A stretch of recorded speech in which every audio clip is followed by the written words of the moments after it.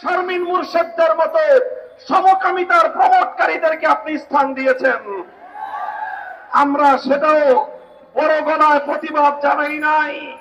এই কুখ্যাত শারমিন মুর্শেদ সে এই প্রদত্ত শহীদের রক্তের উপর বসে এদেশের আলেম সমাজকে কটাক্ষ করে মাদ্রাসা শিক্ষার বিরুদ্ধে বিষোদ্গার করে। স্তম্ভিত হয়ে যাওয়ার মতো আরো বিষয় হলো সে ঘুরিয়ে পেঁচিয়ে প্রকারান্তরে বিশ্বনবী মুহাম্মদুর রাসূলুল্লাহর চরিত্রের উপর আঘাত করবার চেষ্টা চালিয়েছে।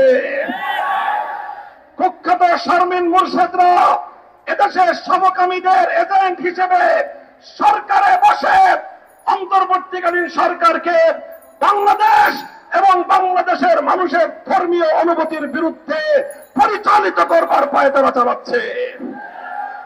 আমরা স্পষ্ট ভাষায় বলছি, আমি আবারও বলছি, আজ হেফাজতে ইসলাম বাংলাদেশ তার প্রাথমিক প্রতিবাদ জানাচ্ছে, প্রাথমিক অনুভূতি ব্যক্ত করছে।